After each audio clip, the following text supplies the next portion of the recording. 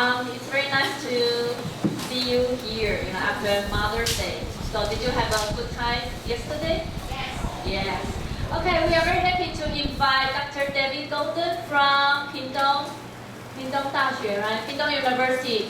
I have known him for many years, and he is a really good teacher, a nice teacher. And he is in English department, and his major is in literature, English literature.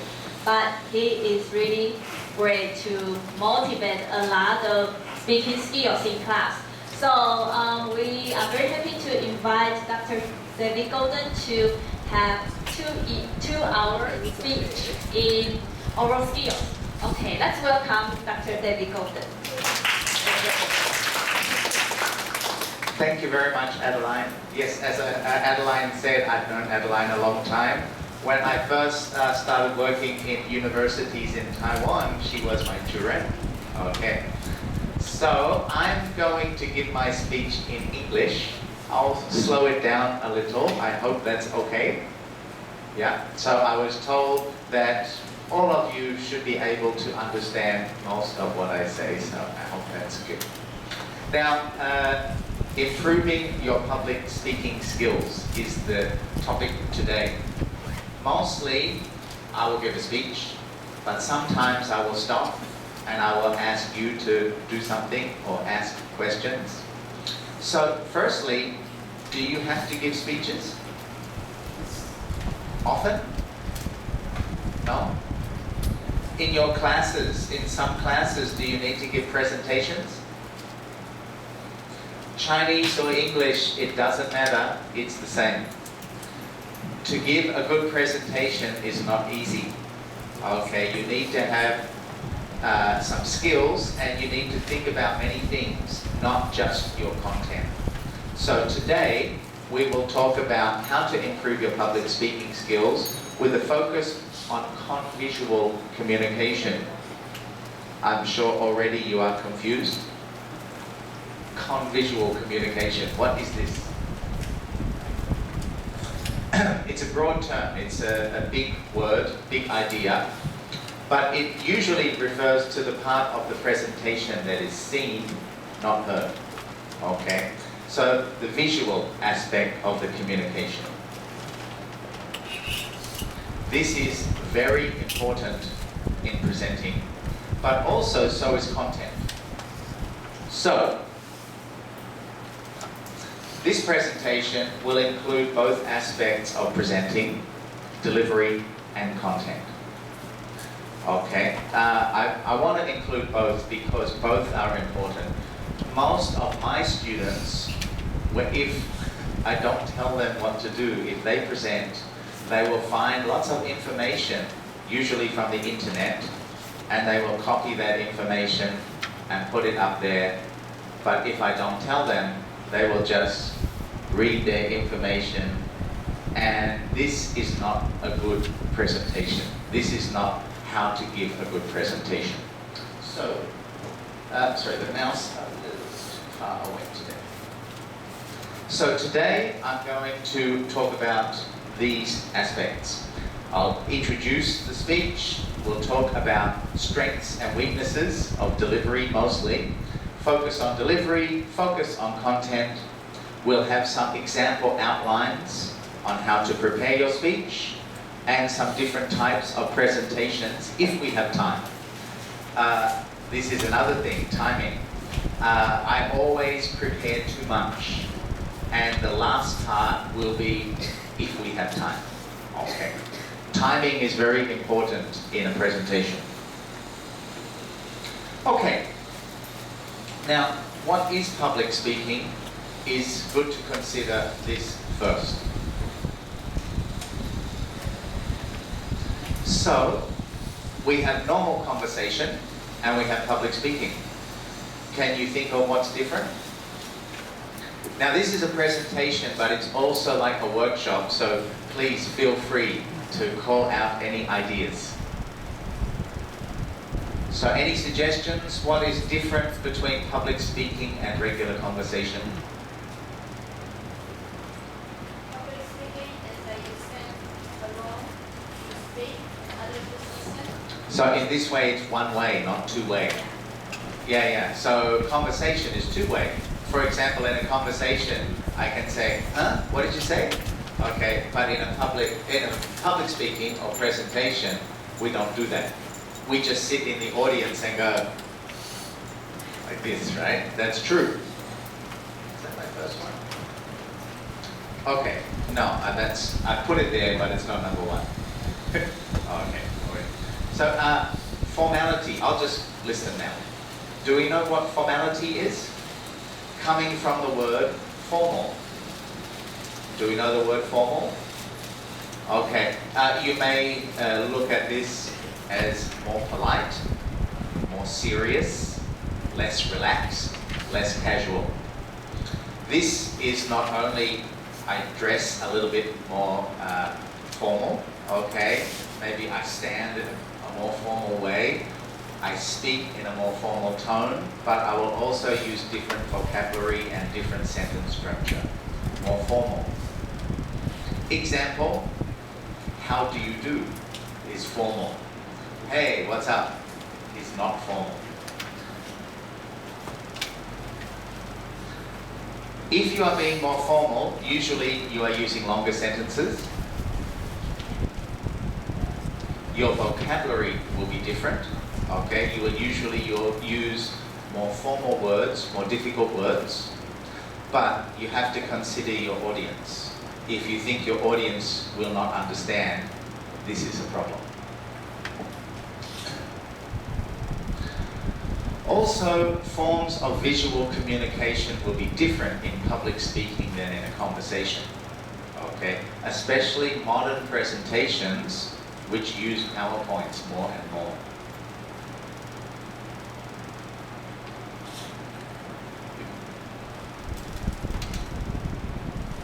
Okay, so these are some of the differences that I've noted between public speaking and regular conversation.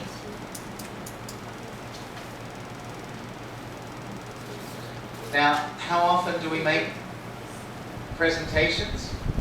Well, more than you think. You tell stories to friends. You tell your family about what's happening at school.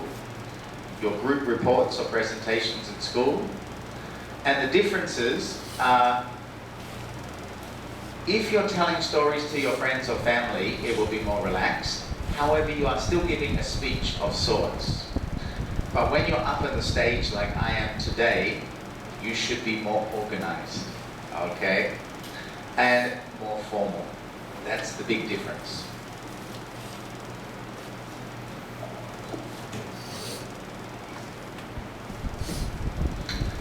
Now, are you afraid of public speaking?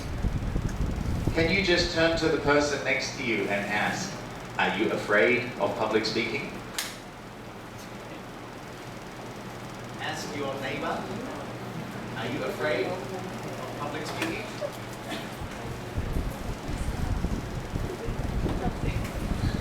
I have to do it quite often. I'm also afraid of public speaking. Do you know, last night I didn't sleep very well because I woke up from a dream where I lost my car and I looked at the time and it was 10 o'clock and I went, oh my God, I'm late for the speech. Okay, so even when you do it all the time, or not all the time, but often, most people will get nervous. Not everybody, but most people. I did a little bit of research on fears. What are people afraid of in preparation for this speech? I looked at America's top fears. Okay.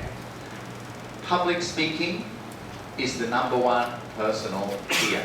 Now this is not a long time ago, 2016, that's last year. #1 fear, personal fear. That means,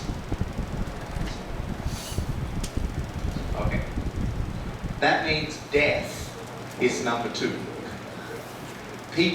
Most people are more afraid of public speaking than they are of dying. Okay, this is crazy, but it's true. So, if you are afraid of public speaking, you are normal. Okay, but it doesn't mean you shouldn't do it.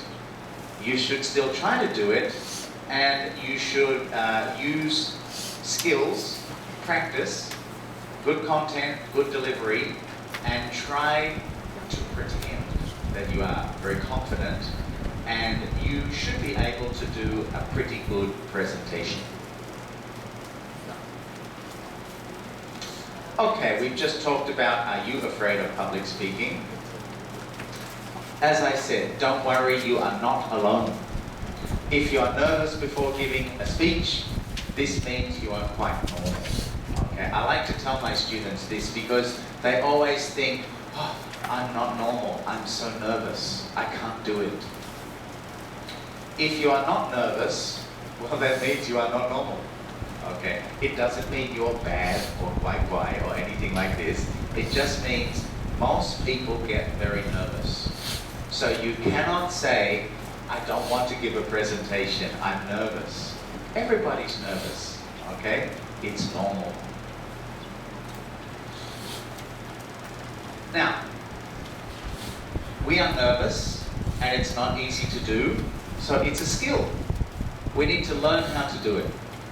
When I gave my first public speech, I was terrible. I don't think I'm great now, but I think I've improved a lot. I'm a lot better than I was. So, to begin with, you should consider what are your strengths and weaknesses, what are your good parts and your bad parts, and then work on improving your weaknesses.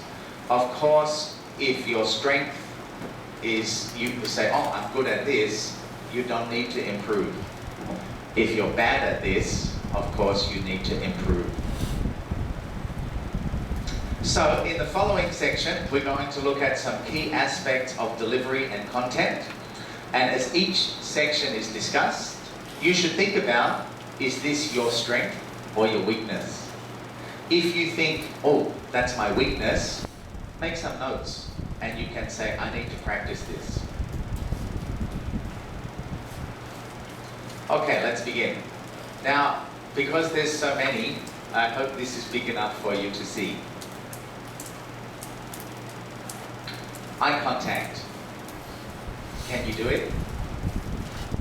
We're going to do a little practice later, but firstly, it's, I have to look at you, right? Sometimes if there's a computer here, students will, or presenters, will just talk to the computer. If I just talk to the computer and read my material, I do not call this presentation. I call this reading aloud. Okay, different. Reading aloud is when we're in class and you have a textbook and teacher says, read this sentence, read this paragraph. That's not the same as presentation. Oh, great. That will be good.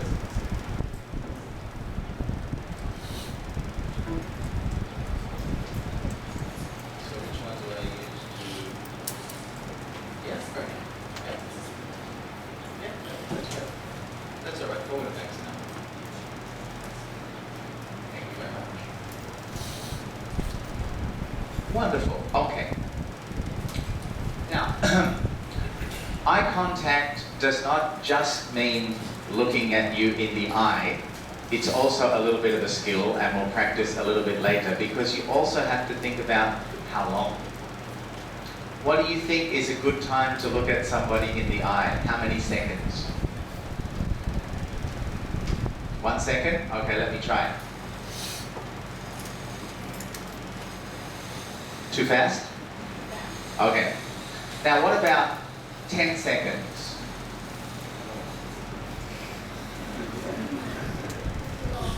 Okay, yeah, he's probably going, stop looking at me, right? Okay, I'm freaking out. Okay, so too long or too short will make people feel uncomfortable. Too short, I look nervous. Too long, I look strange. So, about 3 seconds. Actually, you will find so many things in English when you think how many. 3 is the great number, okay? So, about 3 seconds is a good time. But then, there are many people in the room. Should I look at everybody? What do you think? If I was going to look at everybody for 3 seconds, it would look like this.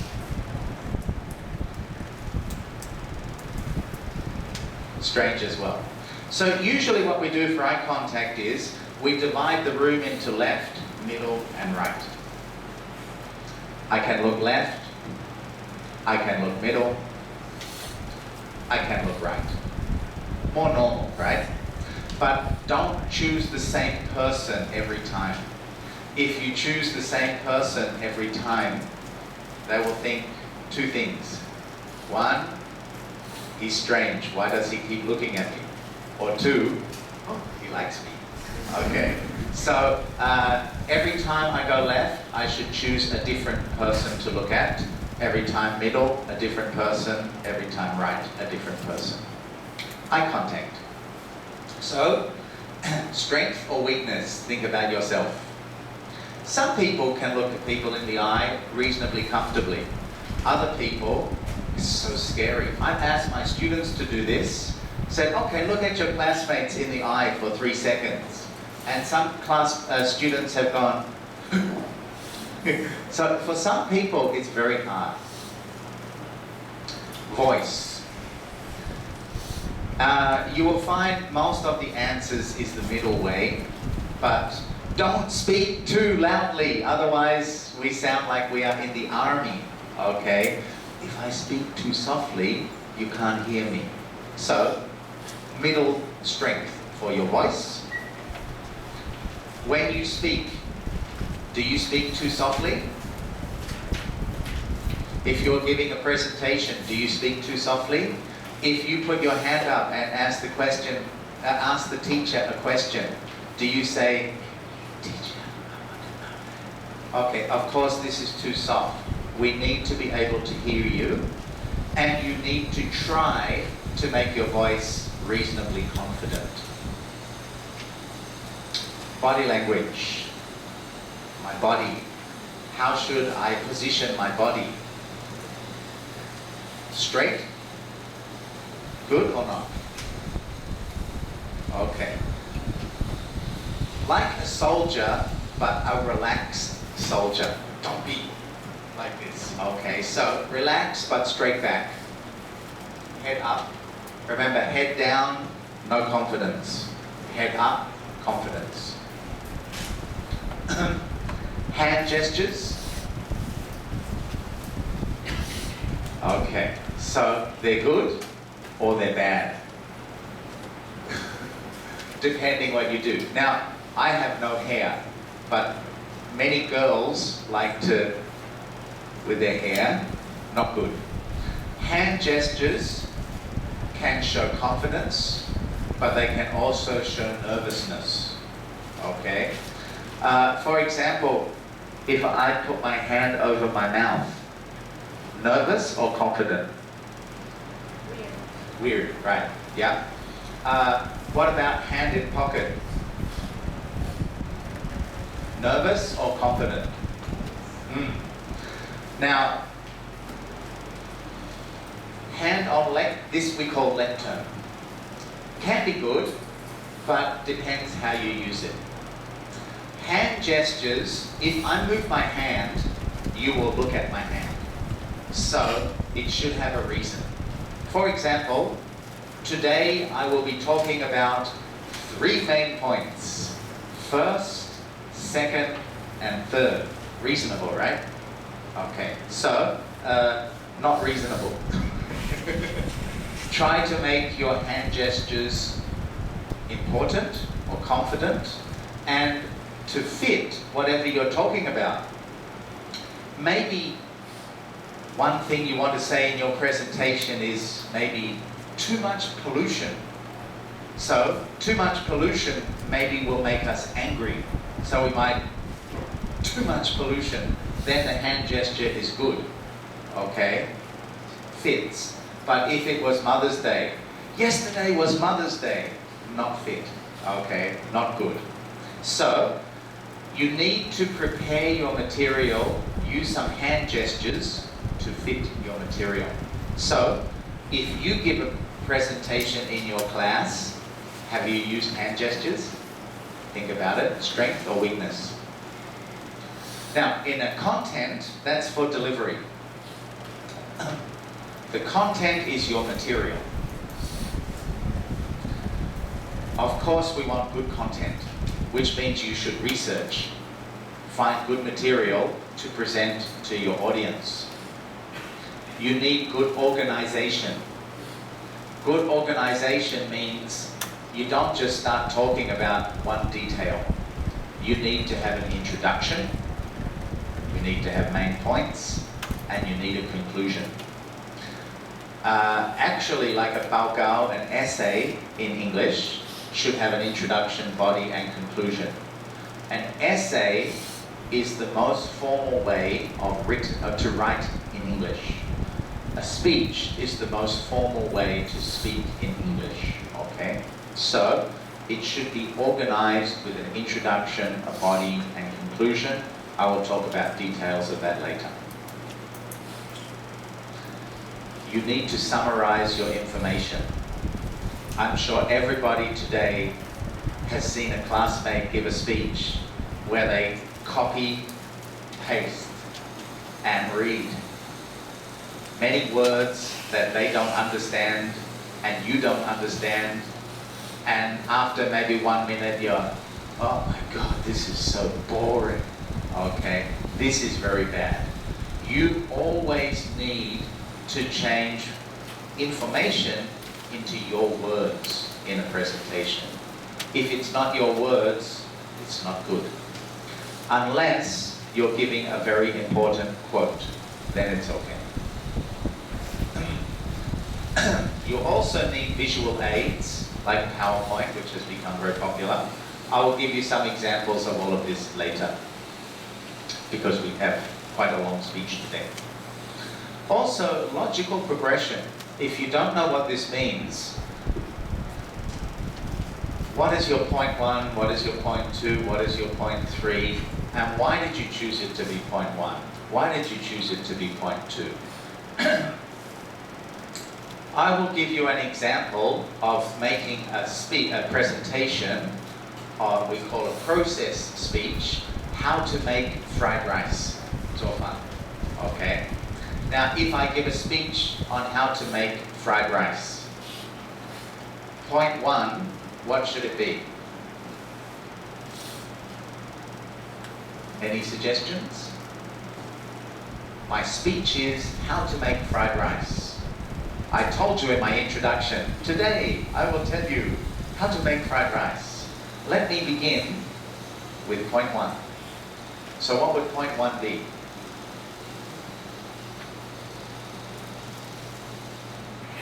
No suggestions? Well, I would do it by the ingredients. What do I need to buy? Point 2, what do I need to prepare? Point 3, how to cook it. Point 4, how to serve it. Logical progression. That's right. Yep, there we go. I've got it. Now, today's speech, I've taught this to students for many years, and I teach it in 1 year. So I'm just trying to summarize all of what I teach my students into 2 hours. So of course, this is not everything. I just wanted to give you an introduction of the main ideas on how to improve your public speaking. So on this, strengths and weaknesses, does anybody have any questions? Feel free to ask questions at any time. No? Okay, we'll move on. So, we begin with delivery. I'll go through all the details. Which do you think is more important, content or delivery? Sometimes I'm going to get you to ask a question. It seems people are shy to ask me questions, so why don't you ask your neighbor? Make this a little bit like a class. So, ask your neighbor. Which is more important, content or delivery? Ask. Not just sit there and do nothing. You ask your neighbor.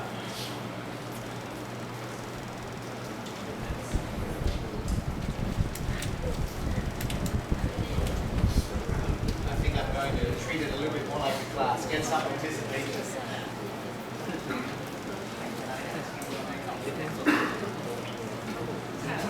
Okay, what do you think?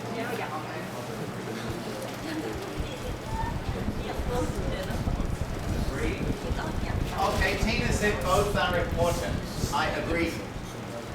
So let's make the question a little bit different. Which one is more important? Both are important, I agree. Content is more important. Okay. Now, I agree that they're both important. I didn't ask your name, sorry. Hank said he believes content is more important. I think it's reasonable you can say this.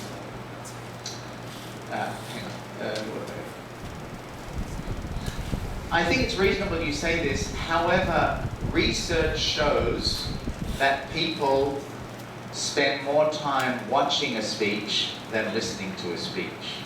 And if we spend more time watching a speech, this could mean delivery is more important than content. Now, of course, it depends on the speech. What I want to make you guys think about today is delivery is very important, okay?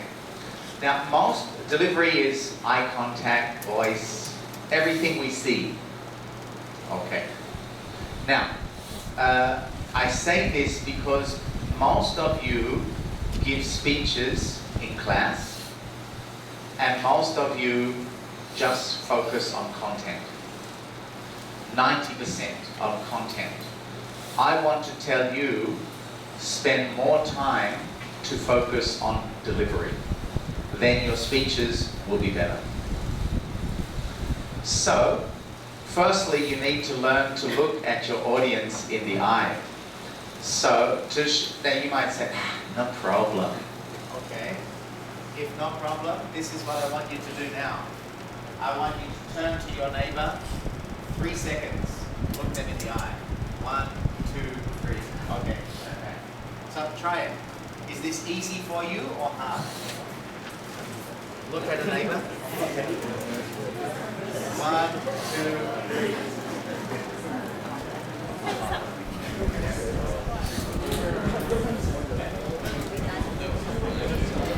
Okay, now behind you. Look at the person behind you in the eye for 3 seconds. Can you do it?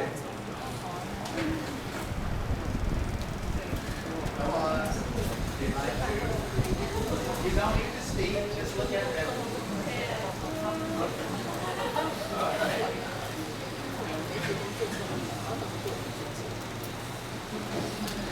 Now, what do we learn from this? I don't know if you can see what I can see, but most people did not do that. Why not? They might think, I don't have to. Okay, that's true. You don't have to. Some people, they tried and they just started laughing. Okay, what does this mean? It's scary, right? If this is very scary for you, this is a weakness. So it means when you give a speech, probably you will be one of these people. Try to hide behind the computer. Now, you only give the speech because your teacher tells you you have to give the speech. But really, you don't want to give the speech. But I'm trying to tell you, if you have to give the speech, why not try to improve? Okay, get better, get more confidence. If you can do this, like I'm doing now, stand up and speak to many people, it gives you confidence. I told you I'm still nervous, but I can do it. So I believe in myself that I can do it. You can too. That's my point. Now, the suggestion for the walk is called the Matador Walk. Does anyone know what a matador is? Comes from the country Spain. I can show you. With a bull count, right? Bullfighting. The matador is the man who fights the bull. When the matador comes in before the game begins, he has a special walk, and he walks slowly. And it's like this. That's how they do it in Spain and Mexico. Okay. We give this name the Matador Walk because it is a very, very confident walk. So, when you give a speech, you will be sitting in your chair before it's your time, and you will be feeling very nervous. But when the teacher says, your turn, and you have to come up, you should, as soon as you stand up, confidence and walk up. You now believe I can do it, right? But what about if it's my turn and I walk up, the teacher says, okay, David, your turn. I walk up like this. Already you think this speech will be terrible, okay? Now, even if I'm very nervous, I have to make you believe that I can do it. If you don't believe I can do it, probably it won't be a very good speech. You then need to try to relax and speak naturally. Now, I won't ask everybody to stand up now, but this is something you can try at home. The two things that I suggest that you try at home if you really want to improve your public speaking, look at people in the eye. Next time you have dinner with your family, you can look at your mom and your dad and your sister and your brother. And then they will say to you, what are you doing? You say, oh, no, I'm just practicing to improve my public speaking. And then if your mother or your brother says, hey, can you get the tea from the refrigerator? You can say, sure, go, no problem. Okay. And then they will say, what are you doing? You say, I'm just practicing more confidence for public speaking. With your family, probably you will be most relaxed and it's a good place to practice. The other way to do it is in your dormitory with your roommates or with your classmates. At lunchtime, coffee shop, tea, all of these places will be a good place to practice. How do you know if you are ready? Well, if you stand up and you go, you are not ready. Okay, you need to be able to do it and not laugh and feel very embarrassed, okay? Remember, it's a skill, something you are practicing. I strongly suggest you practice these at home because these are probably the biggest weaknesses of my students in Taiwan, okay? Too shy and too nervous, okay?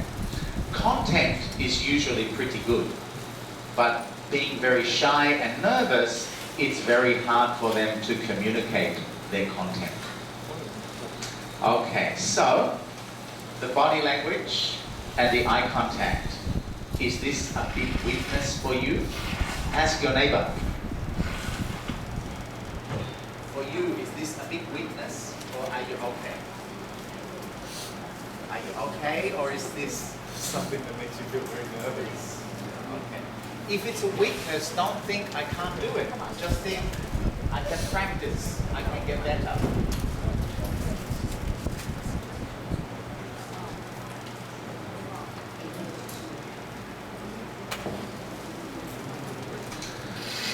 Okay. Next, make the speech fit the audience. Do you understand what this means? Cultures are different, right?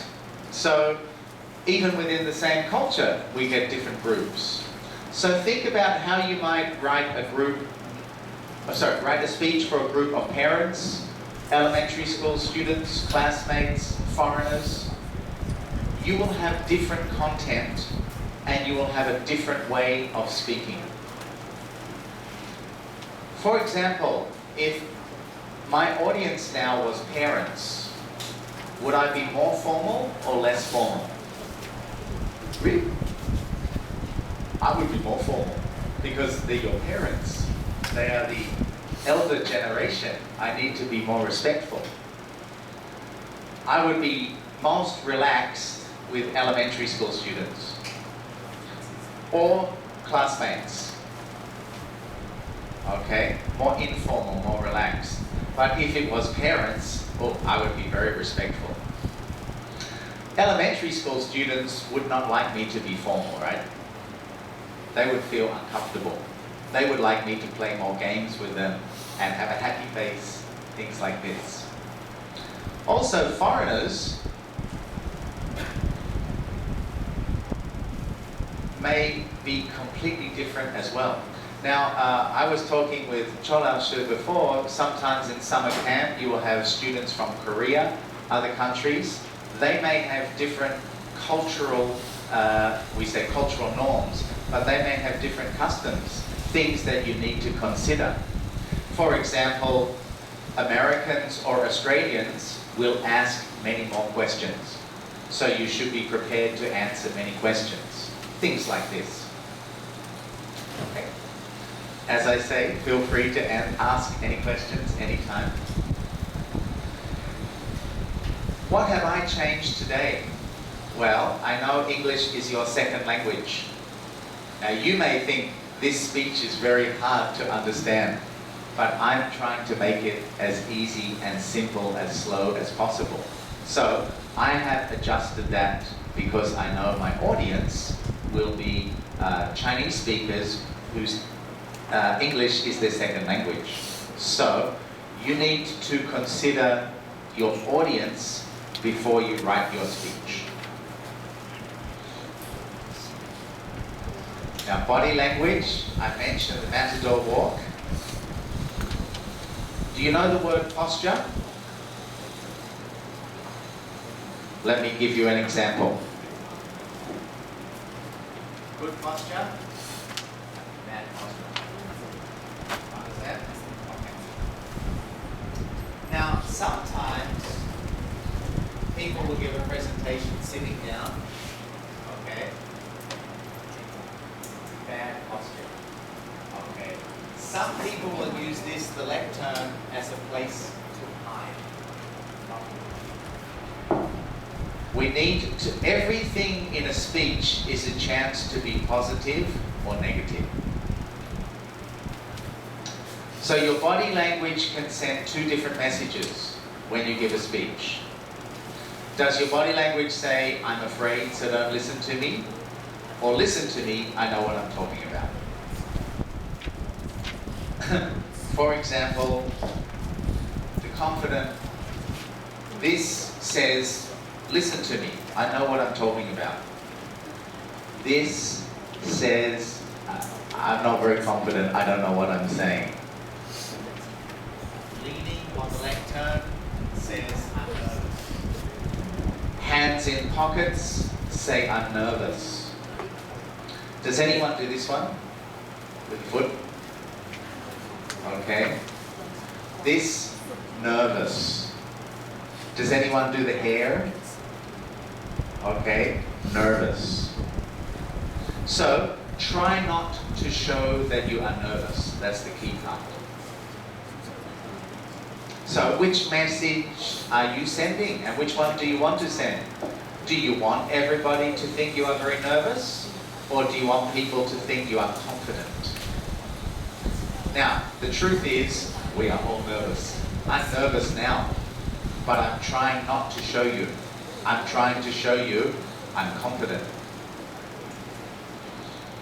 So, here are some activities you can try yourselves. The confident walk. Okay. Would anyone like to try now? A challenge for you. Does anybody want to show that they can be confident? Go.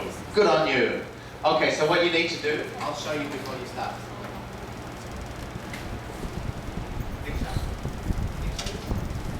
So, I'll show. I want you to, this, head up is important, confidence. Just walk. Shoulders straight, back straight. Hi. Now, this is important because most people, when they do it, they will do hi and then they will go. But you don't do that. You've got to wait till you're in your seat. So you go hi and then confident back. sit down and then you can okay? 加油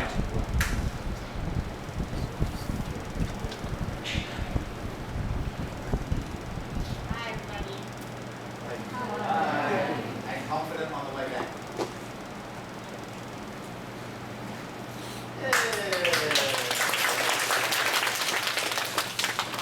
Don't you agree the hardest part is walking back confident? Because you just want to run back really quickly.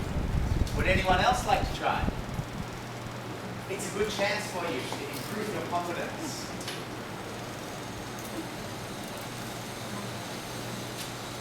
Really? Yes.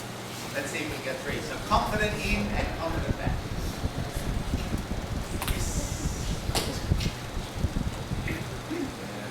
Hi. Hi. And slowly confident back. It's really hard not to run back. Everybody wants to run. Do we want to have one more? Anybody feeling brave? In the back, it doesn't matter if you want to. Okay. Very good. Nice to see 2 brave people. Okay, now looking in the eye, I told you before that's a good thing to practice. Here's a more specific activity for you to do. You can, with your roommates or classmates, maybe we can just try one example now. Get in a group of 4. Can everybody find 4 people, be a group just for now? We'll only take 1 minute. So 4 people, so maybe 1, 2, 3, 4. Can you guys behind you? Try to find a group of 3, 4, 5, 6 people. Make a group. You don't need to talk, nothing. Just say, okay, we are 3, we are 4. Okay, this is what we do. I've said 4 seconds, a little bit longer, make it a bit more of a challenge for you. Imagine we are the group. I do this. 1, 2, 3, 4. 1, 2, 3, 4. 1, 2, 3, 4. Okay? Just do it to everybody in the group. It's not easy, it's scary, right? But it helps your confidence. So, try and do that now.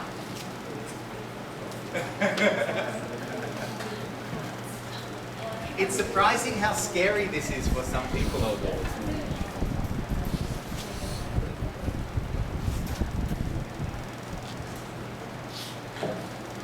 Now, if you feel that this is scary for you, I strongly suggest you practice this. And not only practice this, you can also look at their nose and their chin, because the whole face, the more time you spend looking in the different parts, the scarier it is, right? So it's a good practice to get more confidence.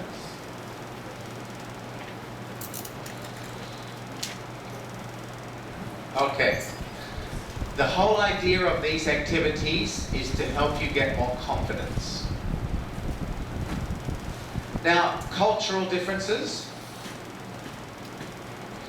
I just put this in because I know that in Taiwan we should also look at people in the eye, but in Western culture it's very important. Now, proverbs mean famous sayings, like, you know, ren san, ren hai, or something like this, right? A man's a man who looks a man right between the eyes. This means a real man, traditional proverb, a real man will look at you in the eye. A fake man will not look at you in the eye. So that means if you don't look at someone in the eye, I don't trust you.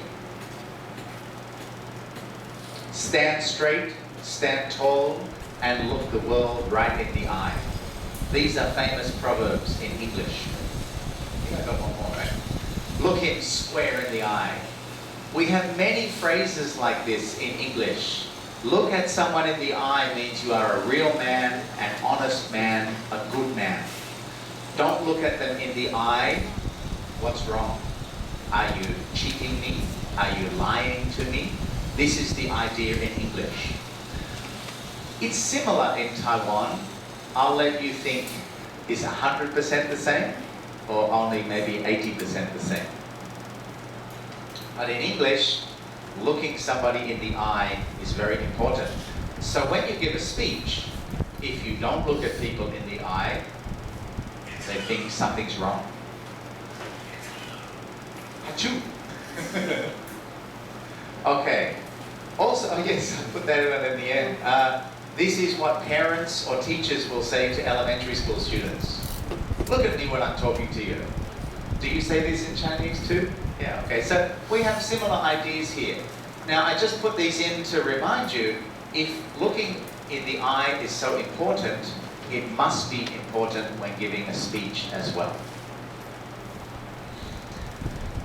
Now, we've talked about body language, voice, eye contact, hand gestures a little bit, facial expressions. Do you understand what this means? Okay, facial expressions. Okay, what does a smile in a speech mean to Westerners? We all know the word smile, right? It means you are confident and you are looking forward to speaking. So when you come up to give your speech and you leave your chair and you are nervous and you walk up,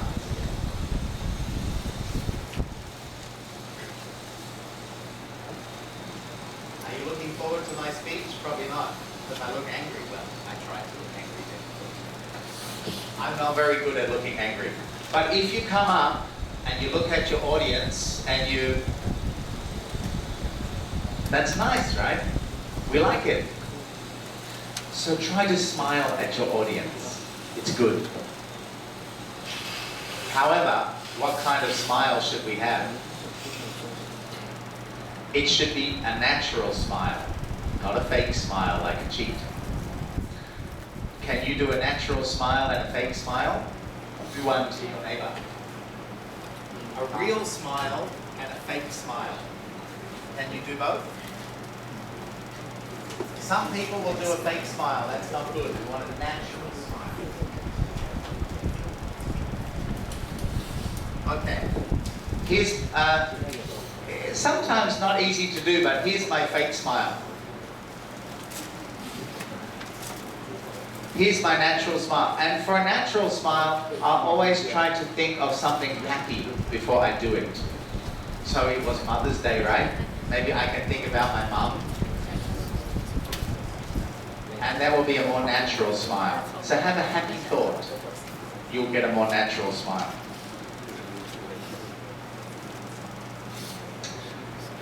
Should we keep our face the same all the way through the speech? Like a robot? No. You should try to change your facial expressions to match your emotions. Now, I mentioned before pollution. If I want to say there is too much pollution in Taiwan, I might do an angry hand gesture. I should have an angry face. Okay? If that was your speech. So, pollution, I don't like it. Show your face to your partner or your neighbor. Your angry face. Pollution. So, what would your face show for pollution?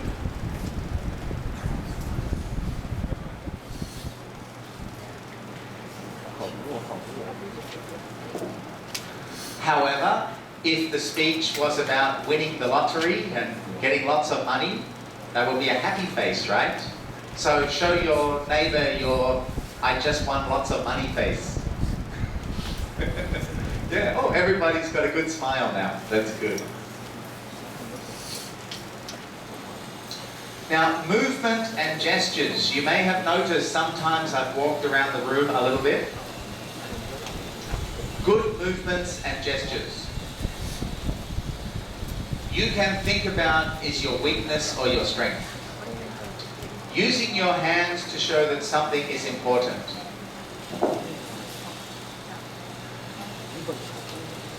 Good. Pointing at something. Good.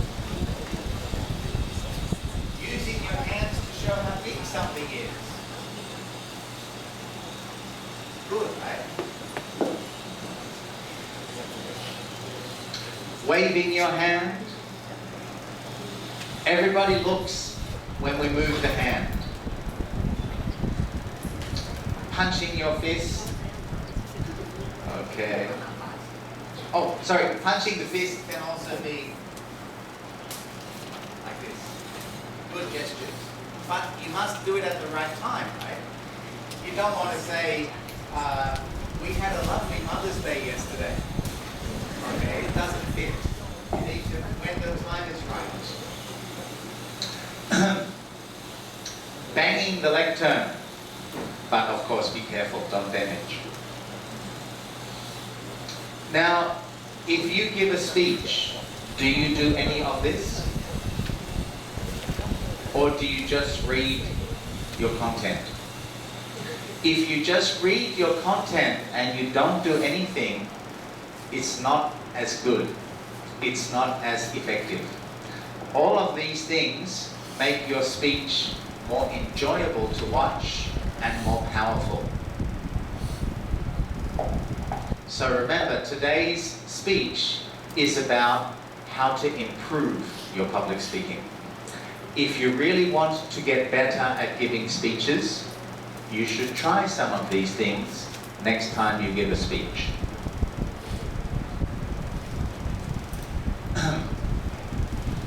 Now, there were some good ones.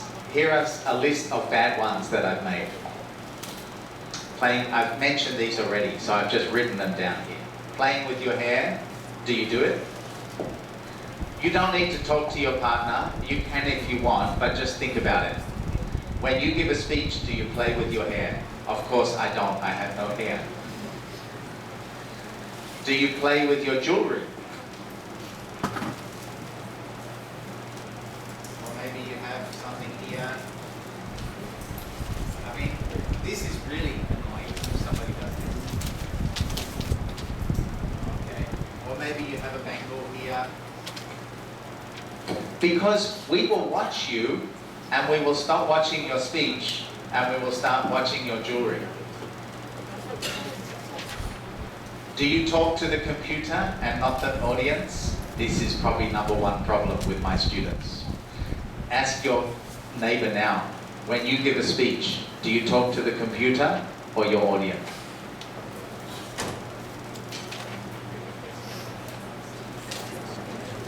Hard to change, but big mistake. Okay.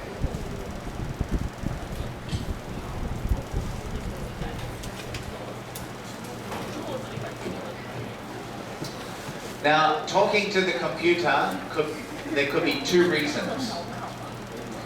One, I'm so nervous, I can't look at you. Number two, I only prepared my PowerPoint at 3 a.m. last night. I have no idea what it says. So I can't talk to you because I don't know it. So you need to prepare before 3 a.m. last night. Prepare early and practice. Do you touch your glasses when you give speeches? That's also not good. Do you move back? Oh, sorry, more like this would be like that, or moving back and forward like that. This usually shows nervousness. Do you hide your hands? Hands are funny things. If you hide your hands, we all know you are nervous. Okay? So where should you put your hands? It's like if your hands come out, oh my God, it's my hand. Okay, where do I put it? I don't know. Okay, so here is okay, at the side is okay. Usually you will have a microphone, right? If you are clever, like whoever gave me this, thank you very much. My hand has a job. So my hands are okay. Put your hands in your pockets is not good. Put your hands in your pocket could be good in some situations, but not often. Usually it means nervous. However, it can mean relaxed and casual. So if one of your points is, I'm very relaxed and casual, you need to relax more. then it can be okay. But unless I'm talking about that. Okay. Swaying from side to side, not good.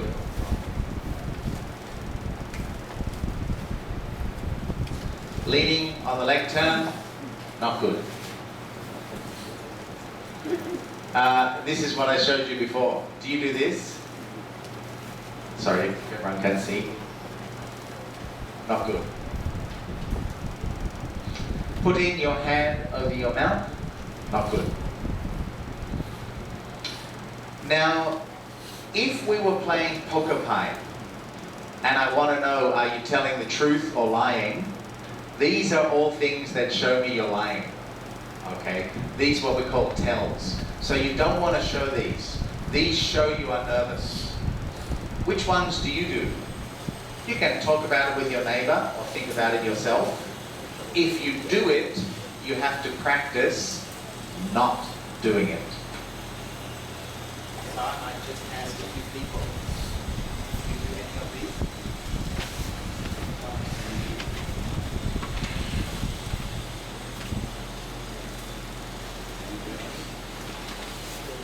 Okay, really? Hiding your hands? Do you do any? Really? You don't play with your hair? No? You won't play with the jewelry? Very good. Okay.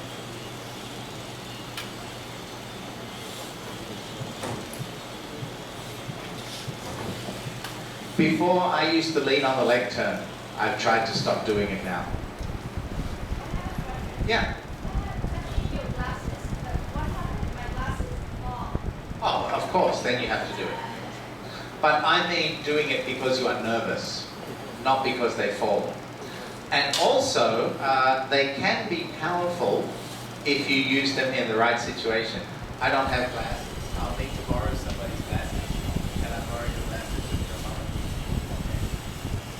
Now, imagine my presentation is our department has to change. We have 3 choices. We could do choice number 1. We could do choice number 2. Or we could do choice number 3. So, we can make them powerful, but if we're just touching them because we are nervous, the whole point of all of these is to show you or remind you, don't show you are nervous up here.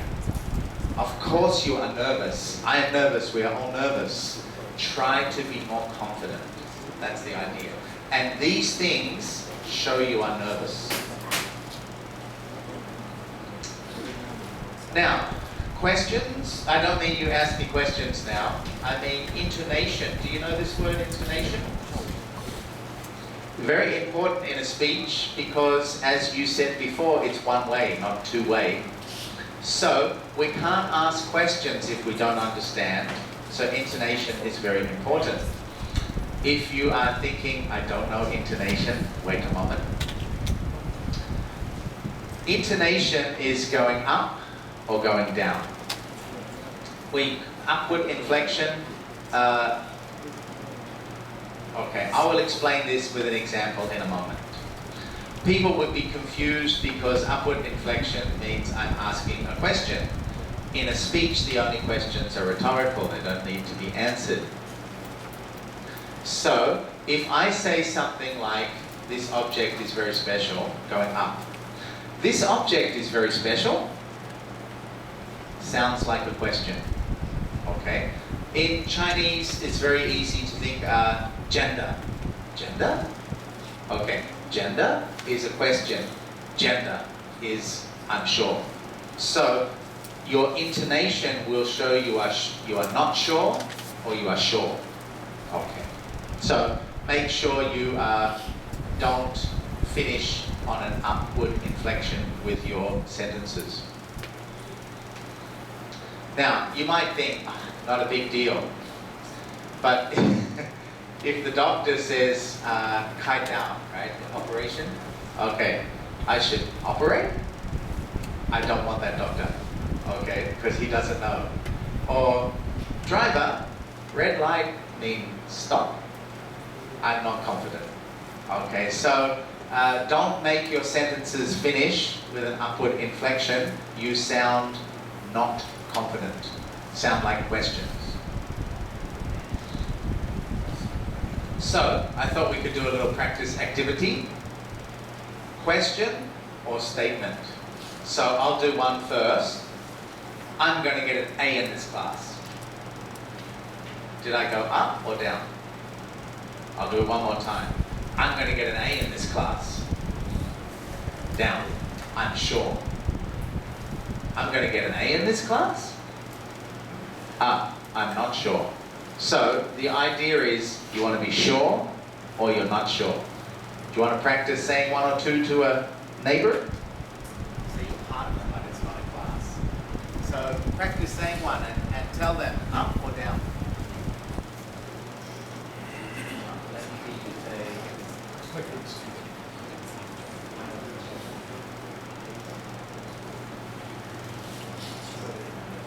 if you are confident, I'm a good student.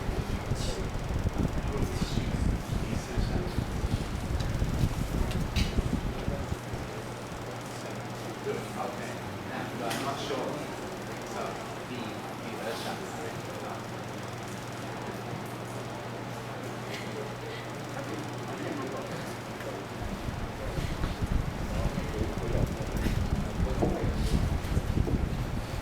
Okay. So now I can say this one to you. I worked hard on this speech. Okay, I'm sure. Okay, do we all know what apologies means? Sorry. Should we say sorry when we give a speech? No. Do not say sorry. Oh, everybody, I'm sorry. I didn't prepare this speech very well. Traditionally, perhaps in Chinese culture, this is humble, right? But in Western culture, it doesn't work. And I would guess in modern Taiwanese culture, probably not so good either. Better to show that you did prepare well. People want to see you prepared well. They don't want to see you didn't prepare well. So, do not say, I'm sorry. Be confident, would be better. Okay. Now, if you say sorry in a presentation, it makes you look like you are not prepared. It makes you look unprofessional and like a bad speaker. Okay? Now, if the computer is broken, I can say sorry then. It's not my fault, right? But if my presentation has some problem, better don't say anything. Okay? Now, I'm telling you from English thinking. Maybe it's a little bit different in Taiwan. Would you say you feel the same as this? Or would you say sorry? You won't say sorry. Okay, so yeah, modern Taiwan and Western culture, similar in this way. The truth is that this is what I think. This is my opinion. Your audience does not care about your excuses. They want to see a professional presentation. So if you didn't prepare well or you did prepare well, it's not their business. They don't care.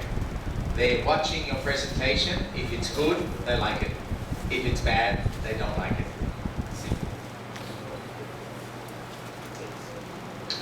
Silence. It's good or bad? Now, we call these in English a vocal filler. This is a, and the new one that I won't write, like. I don't like that one.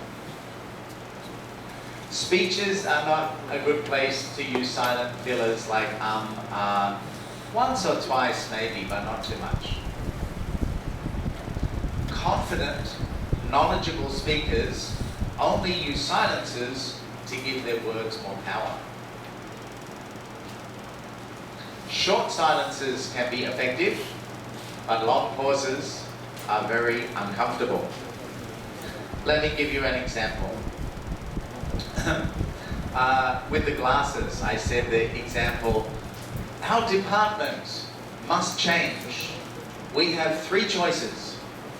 1, we can do this. 2, we can do that. But I think, and now if I am silent for 3 seconds, everybody will look at me. Even if some people are playing with their cell phones, if there's silence, they will stop and they will look at me. So very powerful. But if I stop for too long, not good. So, there is choice 1, there is choice 2, and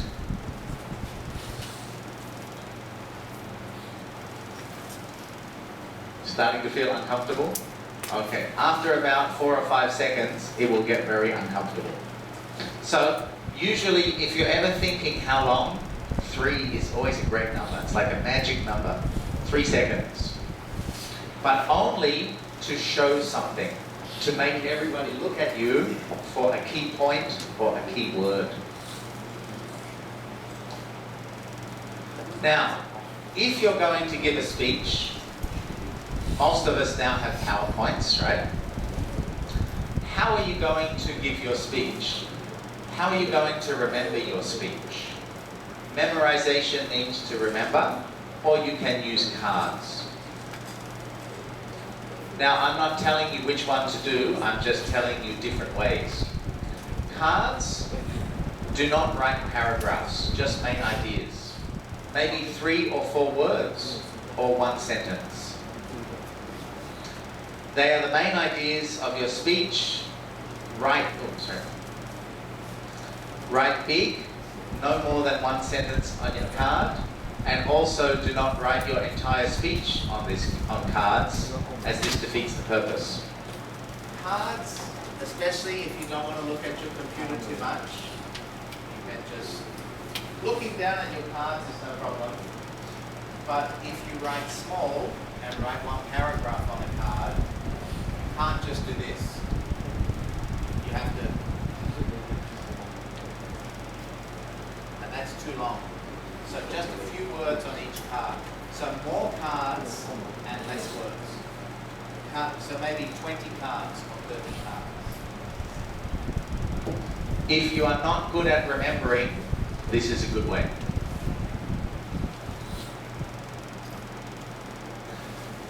This is the way I use mostly, but it takes more time. So if you only prepared your speech last night, no good. The getting to know your speech method, you write your speech. You separate it into different points or parts logically. Part 1, part 2, part 3, part 4. You read it a few times at home.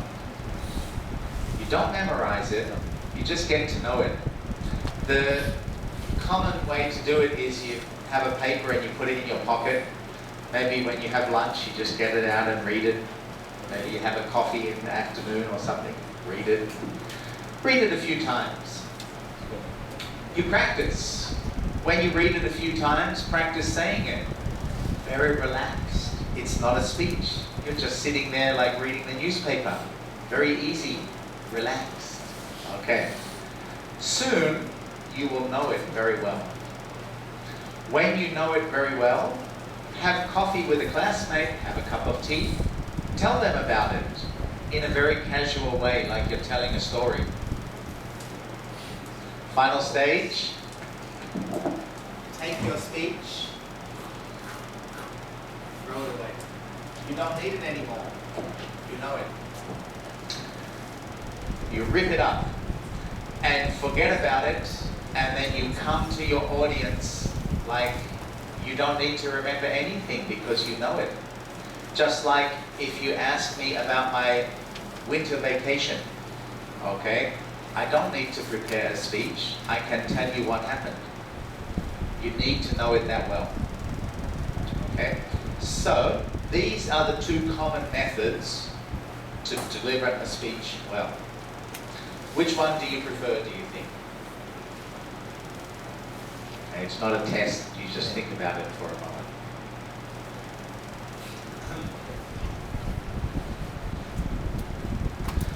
Okay, now, both of those ways are not memorizing.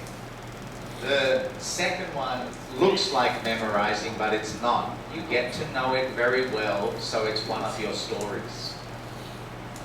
You do not memorize a speech for two reasons. You don't look at your audience, so you don't make any connection, and you will speak in an unnatural way and probably sound very boring. And I'm sure all your teachers have experienced this many times from students, okay?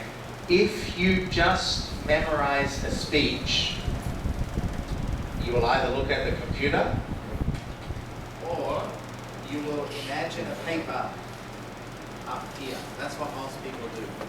And they will give their speech by saying, okay, hi everybody, today I'm going to get, and in their mind they are reading. They will look up here. But they're not looking at you, so it's no connection. That's not good. And if you are memorizing and reading, you will probably concentrate very hard and you will talk like this. And it will be very unnatural. So that's why it's no good. Okay, so that's most of the delivery for our body. But of course, in our modern technology age, we have lots of PowerPoints and visuals, etc. They're very important when giving a speech. When we watch and listen to a speech, we use our eyes more than our ears, so visuals catch our attention. They can also help explain things that are difficult to understand. Remember to make your visuals big enough for everyone to see. Usually in a PowerPoint, it's pretty easy. Now, good visuals. My point discusses water pollution in Taiwan. If my topic is water pollution is bad, we need to do something to improve it. Good visual, right? You will agree with me when you see these pictures. However, if my point is to discuss water pollution in Taiwan, and that's my slide, you will think, no problem, that's beautiful. So, don't just say water is beautiful, water pollution is not. You have to make your visual match your point. Do you know where this is, by the way? Candy. I love candy. Okay, now suggestions for PowerPoints. Your slides that I'm showing you are also visuals as well. Although it's words, you are still watching them. Do not write paragraphs on your PowerPoint slides. Make your PowerPoint slide match the point you are discussing. Do not go too quickly or too slowly. Do not put too much on each slide, only in a very special circumstance, for example, a big quote or something. Okay, visuals should make your point stronger and not be distractions. We all like cartoons and Hello Kitty and things like this, but it's not always suitable on a PowerPoint presentation. If my point discusses water pollution in Taiwan, this is not suitable. It's cute, right? And most people now are going, oh, cute. But it doesn't help you think water pollution is bad. So we are not thinking about water pollution anymore. We are thinking Hello Kitty is cute, okay? So that's the end of the section on delivery. We'll have a short 15-20 minute section on content now. Before I move to content, any questions about delivery? Any things you struggle with that you would like some suggestions on how to improve?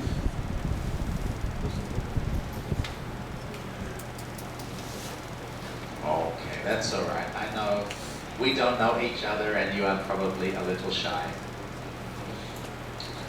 Okay, Now, we said delivery and content are important. Delivery is very important, but so is content. So now we'll look at some aspects of content. The first thing is structure. If you don't know this word, I mean introduction, body, conclusion. These are very important to organize clearly. Okay. It's like a spoken version of the 5-paragraph essay. So we have an introduction, a body, and conclusion. I suggest you always have an introduction, body, and conclusion. Even if I'm talking with my friend and suggesting that we go to the movies on Saturday night, my conversation will have an introduction, body, and conclusion. Hey friend, how you doing? Hey Dave, how you doing? Introduction. Hey, what are you doing on Saturday night? Want to go to the movies? Okay. And then we'll talk about the details, when, where, what will we see, and we'll have a conclusion. So, Saturday night, 7 o'clock, see you at the movies, see you later. So even in simple conversation, we always have introduction, body, and conclusion. Now, introductions, this is the way we usually organize speeches. A hook, meaning for fishing. Hook fish. Okay, we need to get our audience's attention in the beginning of the speech. Suggestions could be questions, quotes, definitions, scenarios, etc. Often in the beginning, students will ask a question. For example, if my presentation is to introduce Australia, I may say, do you guys like to travel? Have you ever wished to go to another country? Which countries are you interested to go to? Have you ever thought about Australia? And then I've hopefully got your attention and I can start talking about Australia. Then, for larger presentations, we should have previews. Okay, so it might be, okay, I'm going to talk about Australia today. I've divided my speech into 3 parts. Firstly, I'll talk about some good places to go. Secondly, I'll talk about some of the famous Australian animals. And thirdly, I'll talk about some food and products that you can buy in Australia.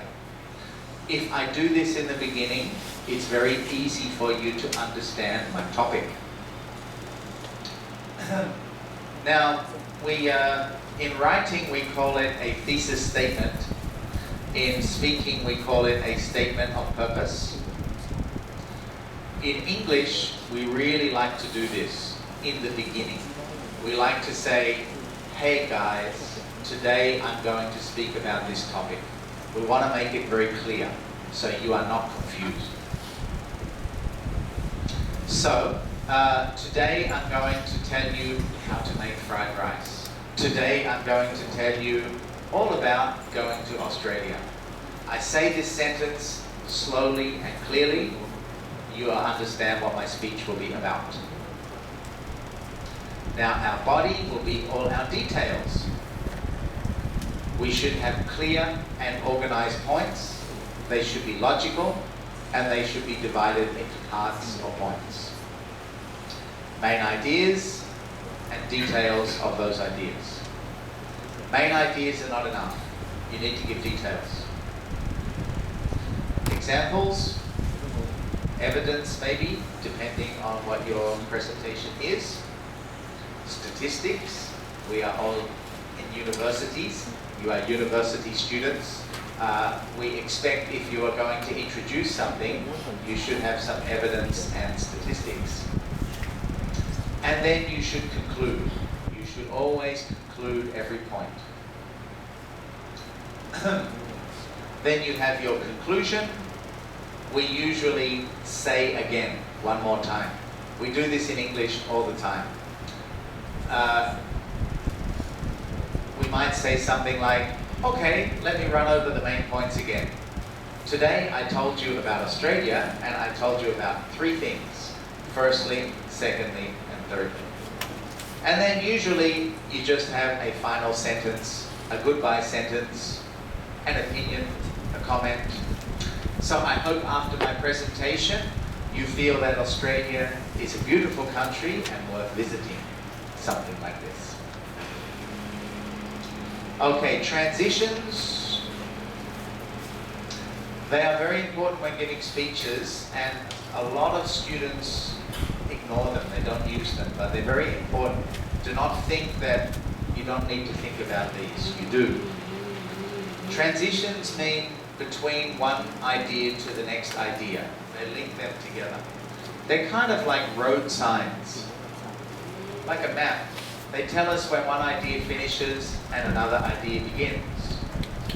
They also separate the introduction, body, and conclusion. Now, we're running out of time, so I may go forward.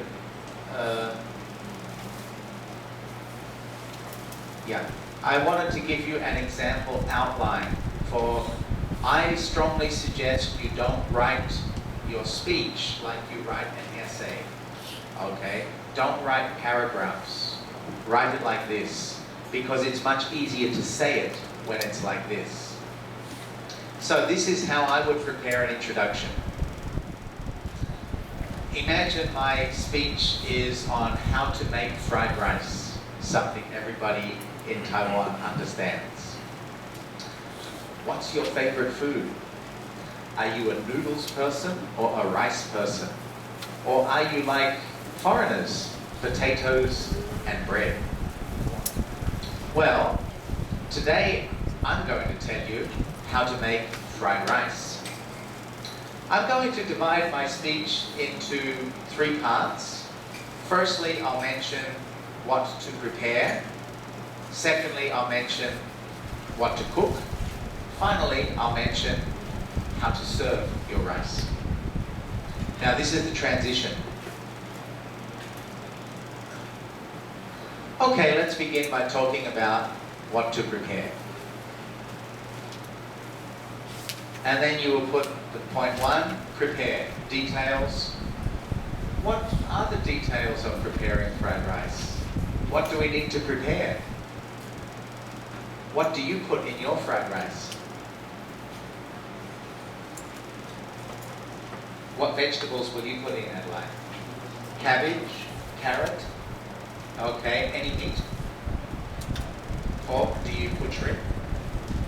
Pork and shrimp and egg, and of course the rice. So that's all our details. Okay, that brings me to my second point. Second point is how to cook. And then we will have a process. Step 1, step 2, step 3, step 4. Now, people might be different. Some people might put the egg in first. Some people might put the egg in last. That's up to you. You are giving the speech. You might have 3 points or 4 points, but don't write paragraphs. Do it this way, much easier to remember. And then the conclusion, to sum up, we usually say to sum up or in conclusion, because then the listener knows, oh, conclusion time, nearly finished. And then to remind you, I have now told you about what to prepare, how to cook it, and how to serve it. If you follow my instructions, I think you will find you will have a very delicious fried rice that you can enjoy anytime. Something like this. Okay, now, I think in English, the sum up is in every part of language. It's not only speeches and essays. Like I said before, if I want to go to the movies with you and we talk about which movie we will go to and we talk about all the details, when we finish, before I go, I will say, okay, so we will go to Shimanlu, 7 p.m., Chilo, 7th floor, Saturday.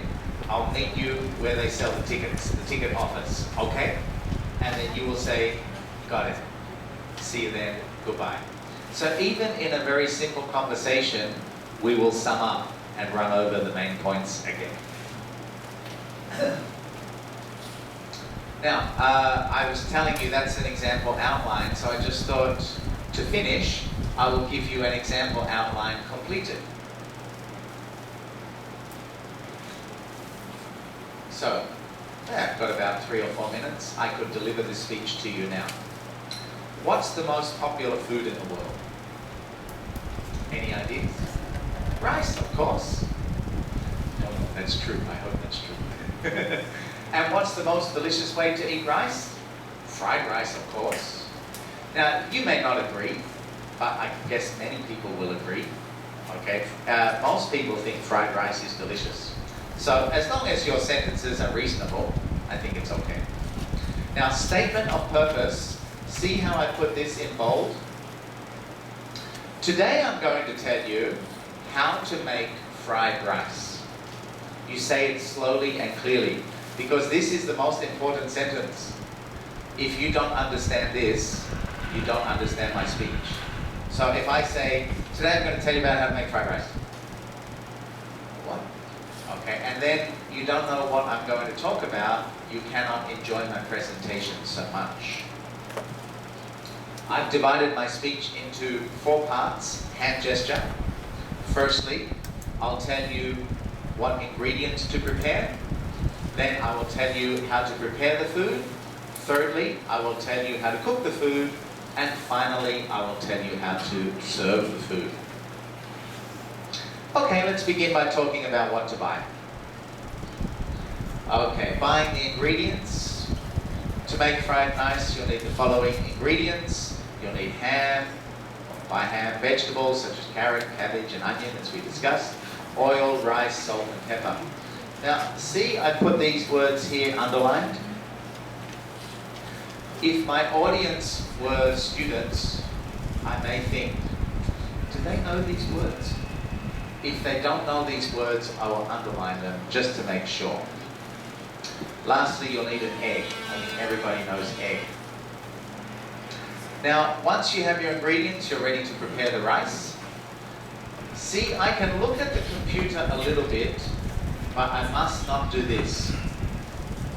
I must always face you guys. I can just turn and look, and I can go back. And then this becomes like cards.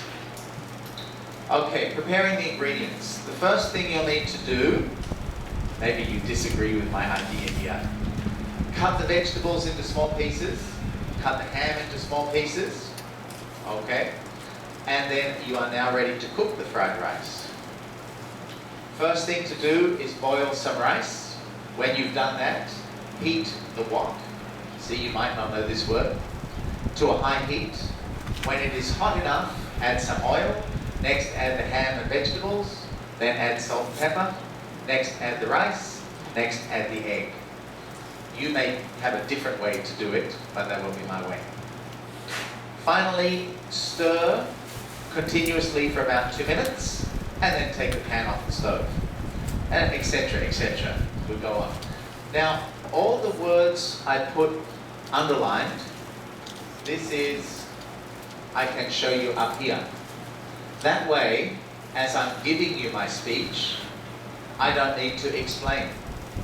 So, carrots, cabbage, onion, salt, pepper. Oh, sorry. In English, I think we got this from Hong Kong, Shangang. We say a wok means Chinese pan. Okay, so in English, this is a pan and this is a wok.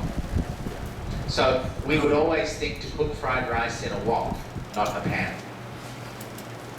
This is a great way to do vocabulary, right? That way, I don't need to waste time to explain. You will know, okay? Yeah. And so I hope you can understand ingredients. All the things I need to prepare are the ingredients. Now, we're getting close to finishing. We'll have some question and answer time. Just the last thing I'll do before I finish. just quickly introduce to you some different types of presentations. You can give a speech that is informative, usually to introduce something, to introduce us to some information. You can give a speech to persuade us, to make you agree with my idea. You can give a speech which we call a process speech to tell us how to do something. Fried rice. How to make fried rice is a process speech. Step 1, step 2, step 3. You can also give impromptu speeches which are no preparation. You just get up and start speaking. But there's also a skill to practice for those as well. The format for all the speeches is pretty much the same. All the delivery, eye contact, body language, voice, etc. The content, introduction, body, conclusion, they're all pretty much the same, just the topics, the subjects are different. Okay, so I think probably we can finish with some question and answer time for about 5 to 10 minutes. So that brings me to the end of my presentation. Thank you very much.